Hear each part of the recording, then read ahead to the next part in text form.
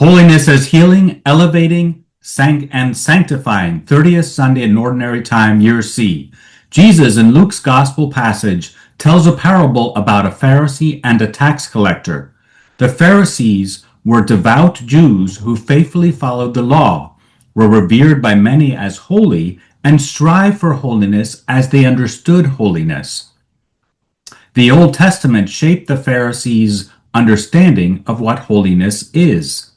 Holiness in the Old Testament is often defined as separation from impurity and sin. Holiness in the Old Testament is defined specifically by separating oneself from bad influence, separating oneself from symbols and reminders of death and destruction, such as the loss of blood, while being surrounded by life-affirming symbols.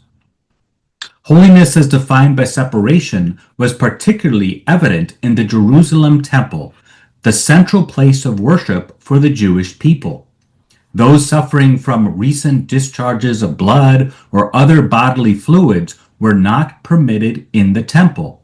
An explanation for these laws is because the Jerusalem temple was believed to be the home of God. And since God is the author of life, all that is in the temple should clearly point to life. Blood and bodily fluid, which decay and die when outside the body, points to death more than they point to life, and therefore are not suitable to be evident in the temple. According to the biblical scholar Scott Hahn, the Pharisees expanded the biblical teachings on the holiness of the temple by applying holiness regulations to home and daily life. Even the name Pharisee comes from the Hebrew word perushim, meaning separated ones.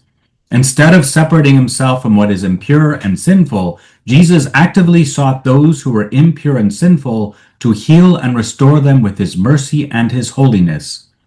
Jesus powerfully demonstrates this higher form of sanctity by deliberately eating with those considered outcasts, with the tax collectors and public sinners. Jesus teaches us that the height of holiness is not about separating ourselves from that which is considered bad and impure, but rather in his life as his missionary disciples going out to cleanse, elevate, and redeem that which is impure. Since we have been baptized into Jesus' life, we're to participate in Jesus' mercy, which is for all without exception. However, since baptism does not render one completely holy, as Jesus is completely holy, this new merciful kind of holiness is to be lived with prudence and discernment. Aware of our fallen nature and tendency to sin, we are to honestly acknowledge that, due to our limitations, at times, we need to separate ourselves from some people, since instead of elevating them to a life of holiness, we might be persuaded by them to a life of sin.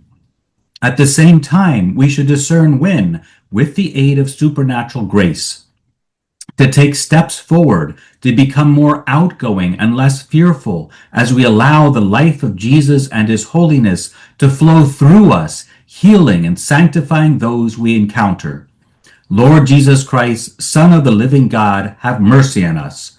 Grant us the grace to be more outgoing, less fearful, as we allow the life of you, Jesus, and your holiness to flow through us, healing and sanctifying all those we encounter. May God bless you all.